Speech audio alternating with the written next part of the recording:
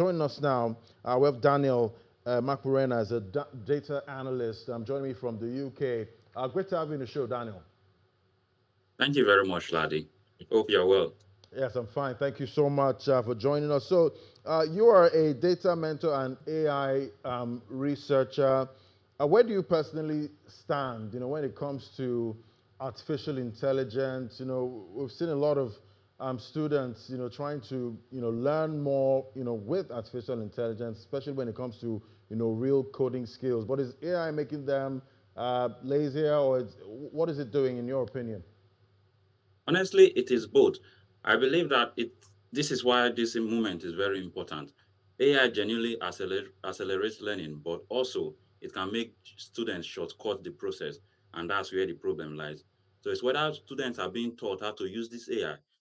Obviously, most of students aren't taught how to well to use these AI tools.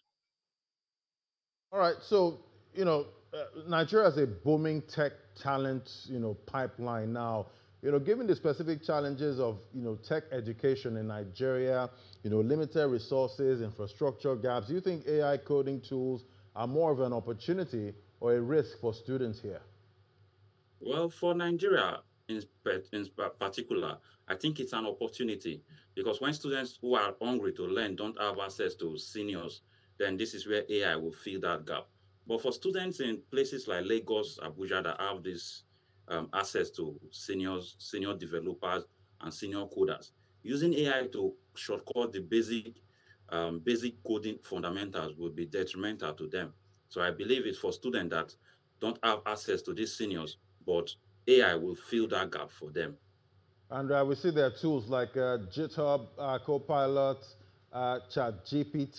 Do you think they can write functional code in seconds? And at what point does a helpful assistant become a crutch that stunts a student's development? Well, to me, if you remove the helpful assistant, what can the student do? Can the student do the code according to how they are taught or not? If you evaluate that, then you can understand if this AI tool is actually helping the student. If you remove this tool and the student can't, then the student is relying on this tool, so it is bad for them, in my Right. opinion. We're already seeing, some professionals, relying a lot when it comes to artificial intelligence. But as someone who actively mentors, data professionals, what behaviors do you observe in students who rely heavily on AI, for coding versus those who don't? Well, for me, it's the curiosity. Students who rely on AI, they just take the solution as it is. But students who use AI as a starting point, they ask further questions to further understand the problem and why this result is coming out. So it's more of how curious these students are. That's how I can engage if this student is using AI too much or not too much as a starting point. We see universities, coding boot camps, they're struggling to assess, students fairly when AI can complete their assignments.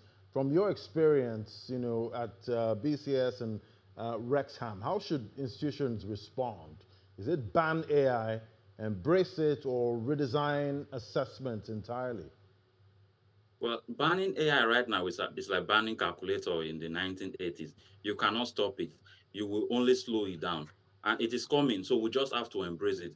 But embracing it fully is not how it should work. We should embrace it, but with guardrails, putting stops that will make the assignment as we know if it becomes obsolete. So we should actually, it's not actually a bad thing, but we should put in guardrails to make sure that it doesn't stop students from learning the fundamentals of problem solving, which is very important.